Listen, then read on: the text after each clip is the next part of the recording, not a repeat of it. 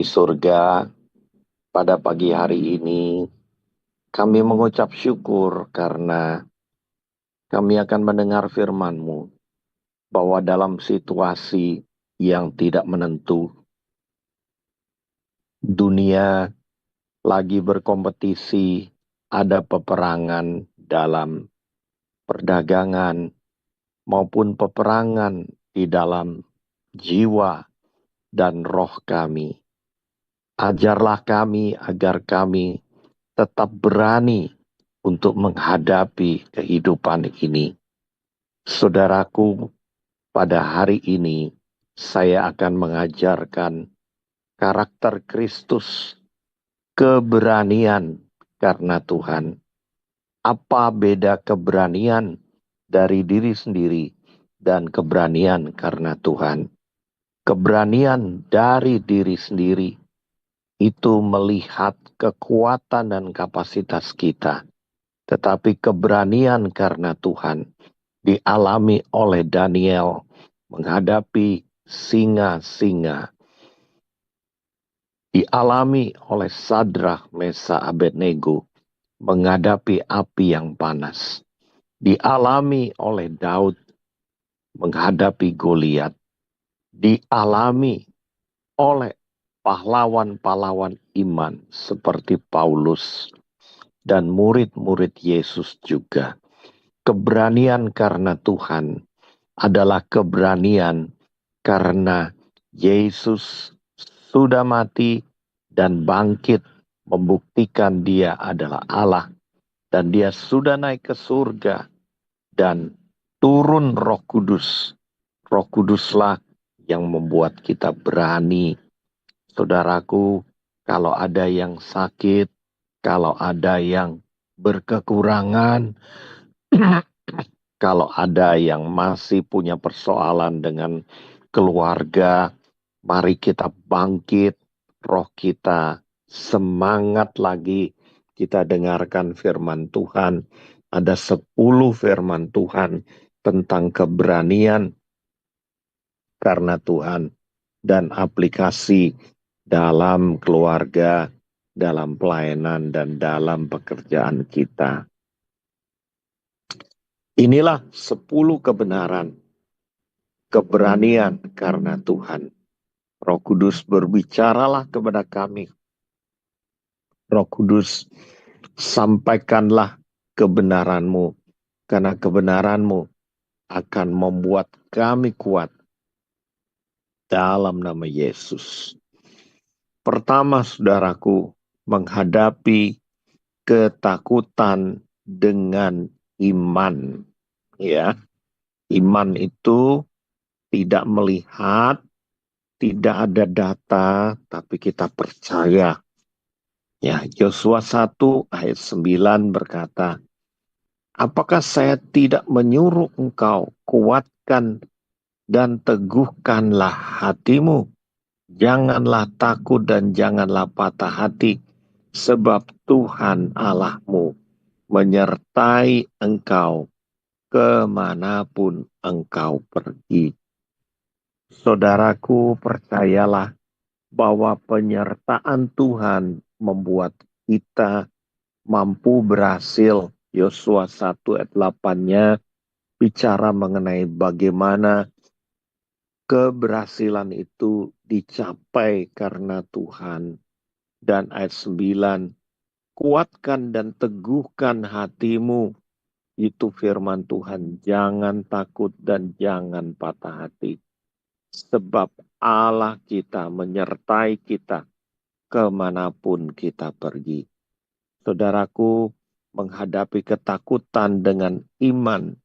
Ayat ini mengingatkan kita bahwa Tuhan selalu bersama kita. Dia tinggal di dalam kita. Kita tinggal di dalam Dia.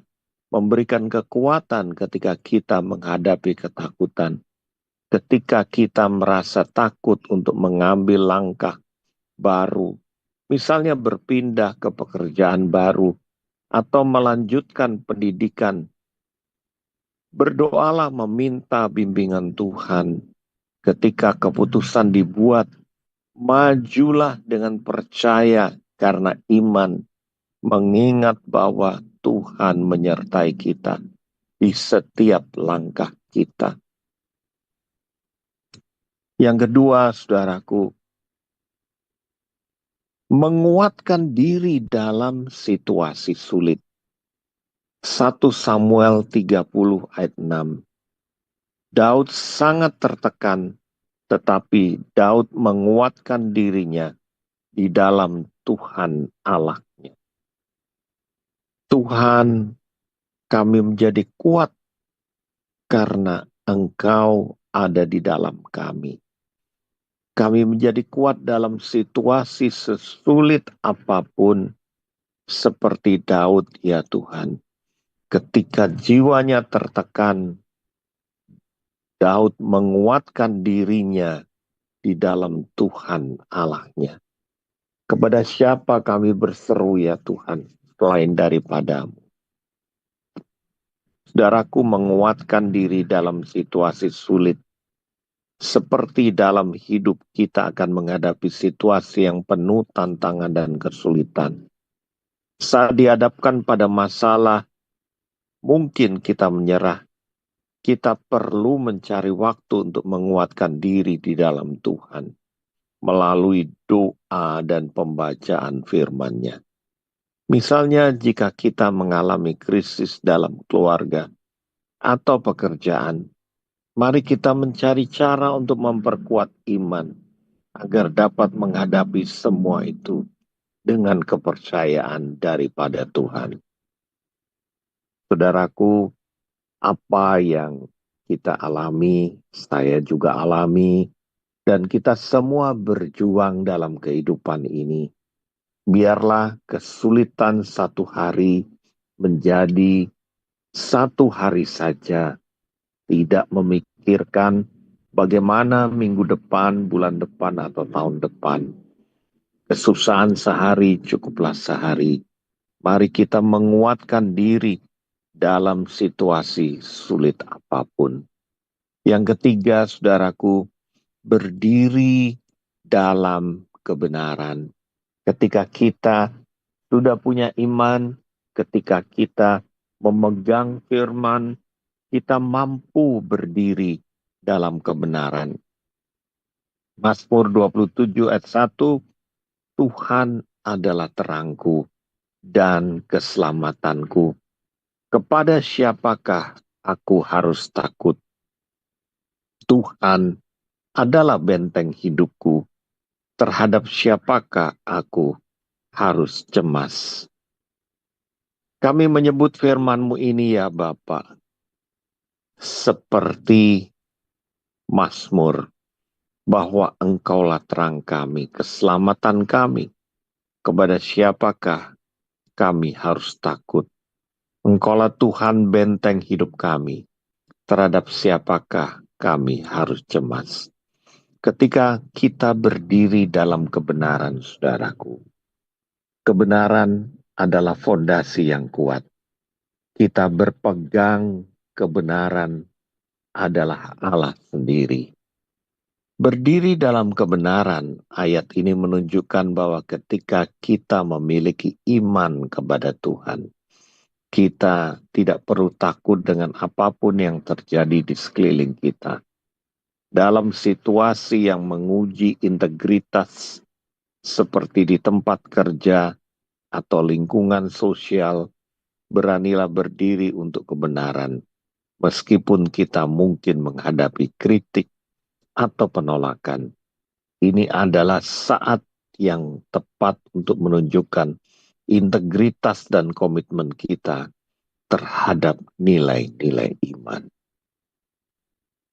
Saudaraku, beberapa hari yang lalu saya ditelepon dengan seseorang yang menghadapi kasus nasional sekarang ini, dan saya ajak dia berdoa, dan dia berkata demikian, kami benar, yang dituduhkan itu tidak benar. Ada mafia-mafia yang memang menunggangi kasus ini. Saudaraku, Saya berkata, kalau demikian, biarlah iman Bapak dan kebenaran yang membela. Saudaraku, kasus ini terus bergulir dan saya percaya ketika kita berdiri di atas kebenaran, kekuatan dan pertolongan Tuhan pasti hadir. Yang keempat, saudaraku, keberanian karena Tuhan adalah memberi dukungan kepada orang lain. Janganlah kita lupa bahwa kita saling menguatkan. Selain doa, selain firman, komunitas kompak dalam break up room kita penting sekali untuk sharing dan saling menguatkan. Itu terjadi dalam kehidupan saya juga. Dalam masa-masa yang sulit, janganlah kita sendiri. Mari kita sharing sebagai keluarga, sebagai teman, saudara seiman, saling menguatkan. Itu membuat jiwa kita bertumbuh kuat. Saudaraku, Daud itu bersama dengan orang-orang yang dikejar-kejar oleh Saul di dalam gua Adulam. Dan dia bersama dengan orang-orang yang letih lesu berbebaran berat, yang kecewa dan kepahitan, mereka semua dihiburkan, dikuatkan satu sama lain. Mazmur 31 ayat 24 berkata, kuatkanlah dan teguhkanlah hatimu, hai semua orang yang berharap kepada Tuhan. Harapan adalah dasar daripada iman. Ketika kita berharap, iman kita menjadi kuat. Dan kasih adalah dasar daripada harapan. 1 Korintus 13 ayat 13. Akan tinggal cuma 3 di dalam dunia ini. Dalam situasi yang paling sulit sampai Maranatha, ada iman, kasih, dan pengharapan. Ketiganya wajib kita miliki. Kita berharap karena ada Tuhan, kita beriman karena firman, dan ada kasih yang adalah Allah sendiri yang akan menguatkan kita. Mari kita memberikan dukungan seorang kepada yang lain, saudaraku. Memberi dukungan kepada orang lain dalam menghadapi kesulitan. Terkadang kita perlu mengingatkan orang lain tentang harapan yang kita punya di dalam Tuhan. Ketika melihat seseorang di sekitar kita merasa putus asa atau takut, jadilah suaranya dengan memberi dukungan, dorongan, dan kata-kata penguatan. Tindakan ini berani karena kita berpartisipasi dalam memperkuat orang lain di saat mereka merasa lemah. Tiap hari kita perlu ngobrol, dan obrolan kita mesti waspada. Janganlah obrolan yang sia-sia, yang memperlemah iman kita ketika kita hangout, ketika kita ngopi, ketika kita berbicara satu sama lain. Mari kita membangun satu sama lain, saudaraku. Memberi dukungan kepada sesama, itu membuat kita berani, saudaraku.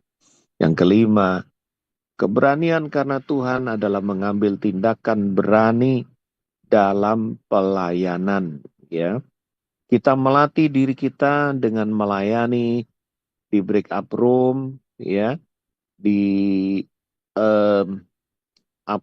mesbah Koramdeo ini, itu membuat kita percaya diri dalam menghadapi pekerjaan, keluarga, karena pelayanan yang sederhana membuat melatih jiwa kita menjadi berani.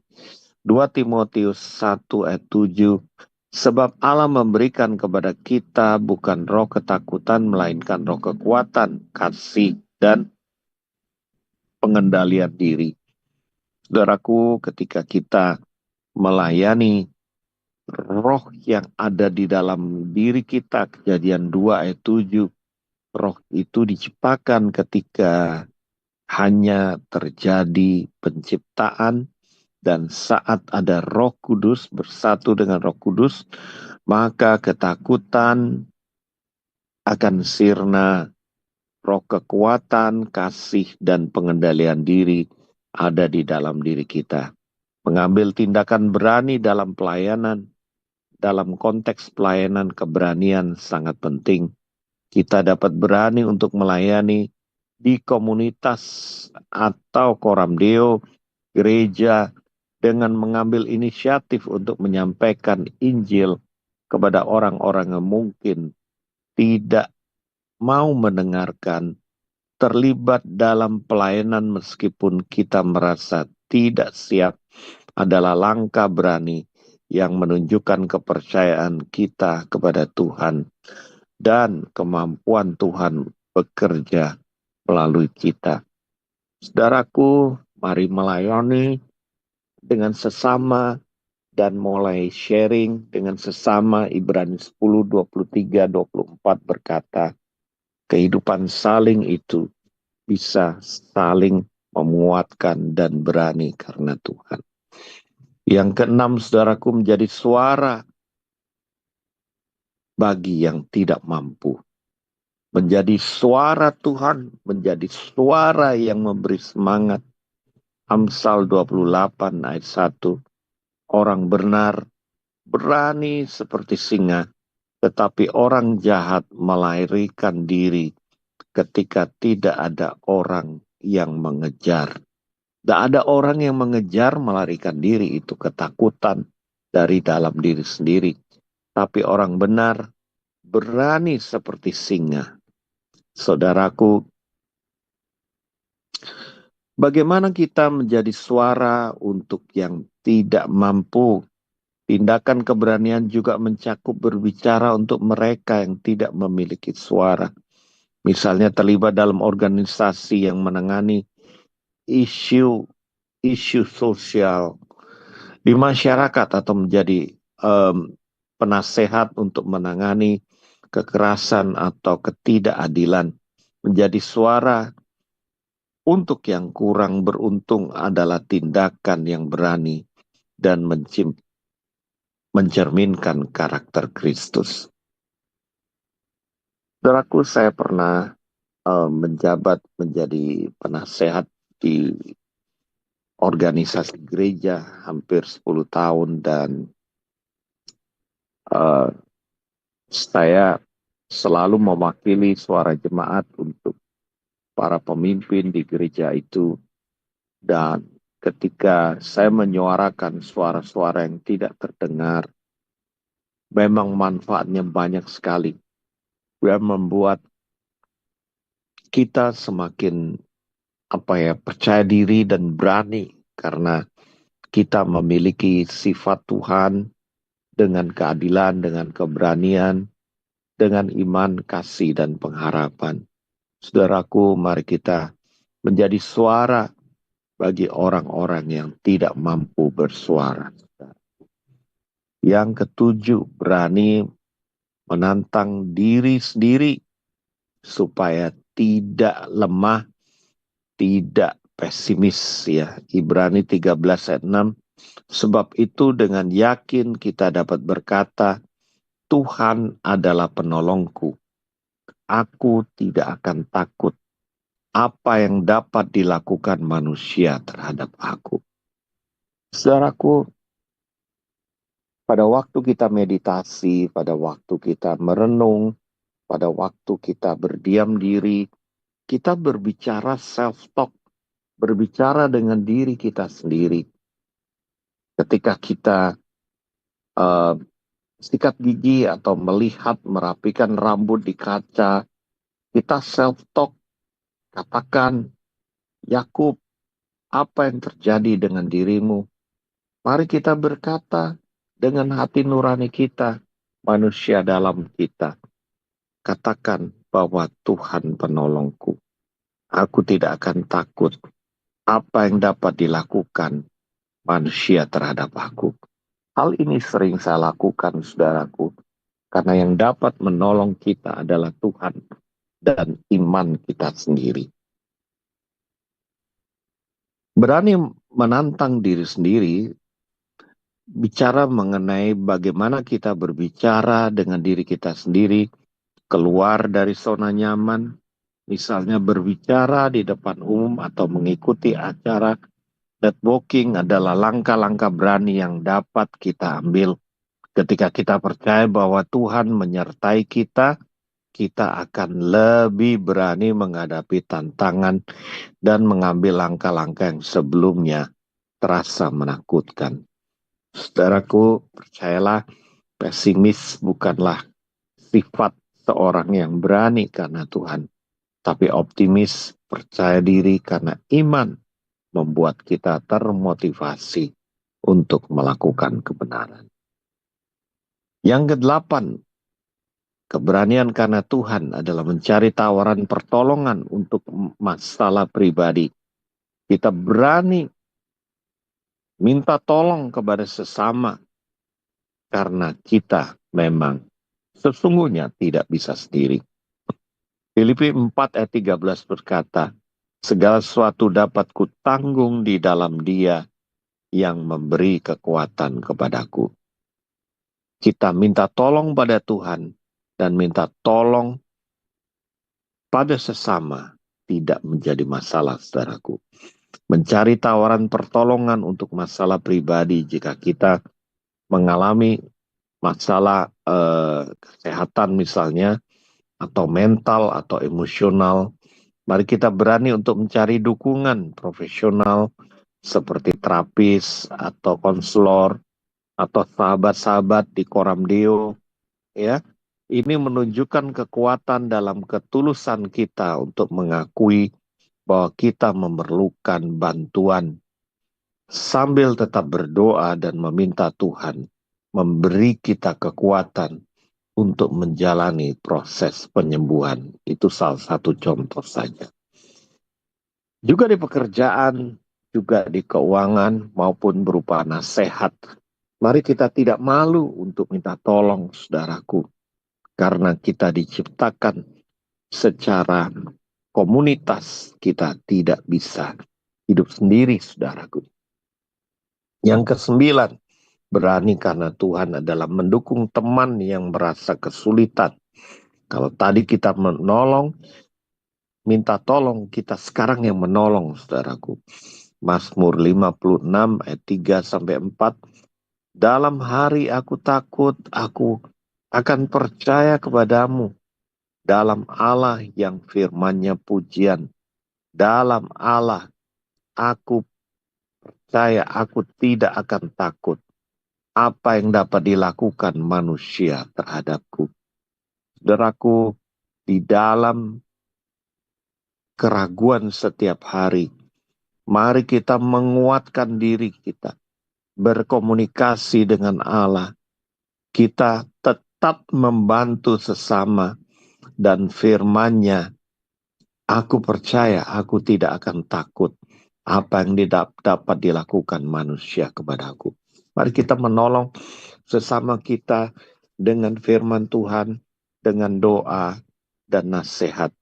Ketika teman dan keluarga merasa cemas atau takut, beranilah untuk duduk bersama mereka, mendengarkan perasaan mereka, dan mengingatkan mereka akan kehadiran Tuhan dalam situasi sulit. Kita bisa berdoa bersama atau membantu orang lain menemukan ketenangan di dalam firman Tuhan. Ketika kita membantu, seringkali saya juga merasakan kekuatan untuk diri kita sendiri, saudaraku. Yang terakhir, berani karena Tuhan adalah bersikap tegas dalam mempertahankan nilai-nilai. Apa itu nilai-nilai, saudaraku? Nilai-nilai adalah kepercayaan antara hal yang boleh dan tidak. Nilai-nilai itu adalah apa yang harus dilakukan dan tidak boleh dilakukan. Yesaya 41 ayat 10 berkata, janganlah takut sebab aku ini menyertai engkau. Janganlah bimbang sebab aku ini Allahmu. Aku akan meneguhkan, bahkan akan menolong engkau. Aku akan memegangi engkau dengan tangan kananku yang membenarkan.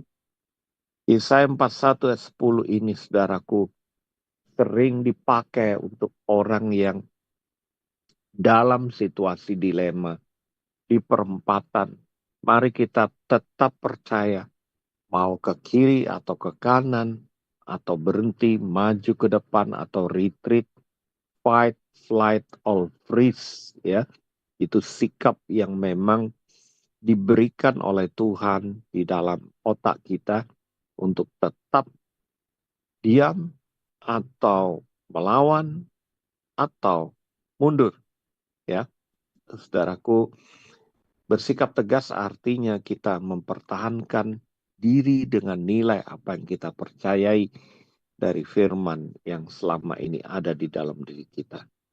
Bersikap tegas dalam mempertahankan nilai ketika kita dihadapkan pada situasi di mana nilai-nilai kita diuji, seperti di tempat kerja atau di lingkungan sosial, tetap teguhlah pada nilai-nilai tersebut. Ini mungkin berarti memberitahu pada sekeliling atau atasan kita bahwa kita tidak setuju dengan kebijakan tertentu, bahwa kita akan menolak terlibat dalam tindakan yang tidak sesuai dengan nilai dan kepercayaan kita. Saudaraku, nanti dalam diskusi, apa saja penghalang keberanian kita sehingga kita khawatir dan takut dalam kehidupan ini. Misalnya, ya, kecemasan masa lalu kita, malu, dan lain sebagainya. Kita bisa diskusikan bahwa ketakutan itu semakin memperlemah kita. Tapi keberanian karena Tuhan adalah karena firman, adalah kita berani berbicara dengan diri kita sendiri, dengan teman-teman kita berani menghadapi kehidupan ini. Mari kita berdoa, saudaraku. Bapa di surga, kami sudah mendengar firman-Mu bahwa keberanian datangnya daripadamu karena firman, karena iman, karena kasih dan pengharapan. Kami serahkan hidup kami sepanjang hari ini, minggu ini, bulan ini, dan tahun ini ke dalam tangan-Mu ya Bapa. Di dalam nama Tuhan Yesus Kristus, kami sudah berdoa. Amin. Saya serahkan kembali. Terima kasih Pak Yakub Esra. Perenungan hari ini tentang keberanian karena Tuhan sungguh memberkati ya. Setidak-tidaknya memberkati saya. Ini rema Tuhan pada hari ini ditujukan kepada setiap kita yang seringkali mengalami pesimis, skeptis, peragu, tidak berani menyatakan kebenaran, tidak mau bertindak membela yang tidak diperhitungkan dan tidak bisa melangkah untuk mengambil pelayanan. Terima kasih Pak Yakub. Tentu ini sangat memberkati Bapak Ibu semua, teman-teman semua. Bagi yang mau bertanya atau membagikan berkat yang diperoleh pada pagi hari ini, silahkan di chat atau raise hand. Saya sungguh diberkati tentang bagaimana menghadapi ketakutan dan menguatkan diri dalam situasi sulit, Pak. Jadi hanya dengan berharap pada Tuhan, nempel pada Tuhan dan datang kepada teman-teman di kompak tentu sangat membantu. Dan ini sudah saya alami. Ya, silahkan teman-teman.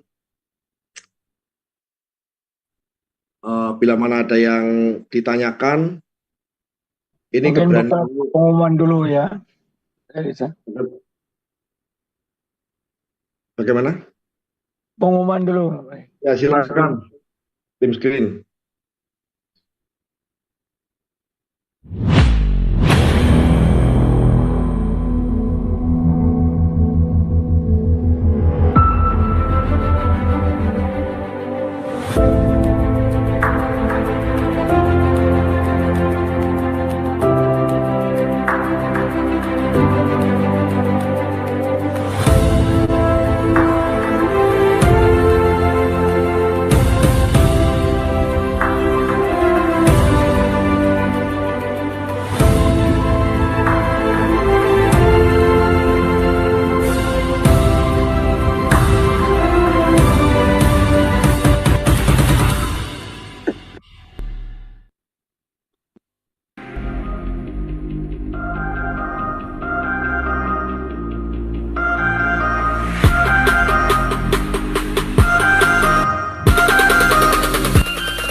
pagi, selamat datang di Mesbah Pagi Kolam Deo.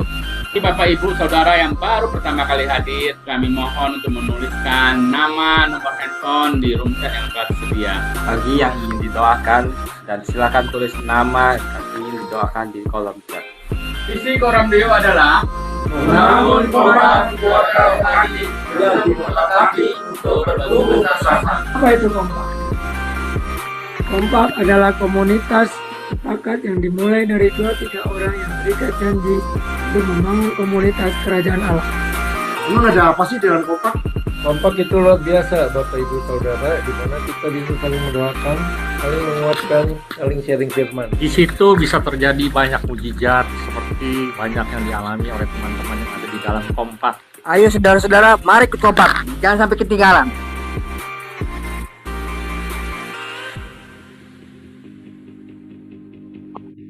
Demikianlah pengumuman hari ini, Tuhan.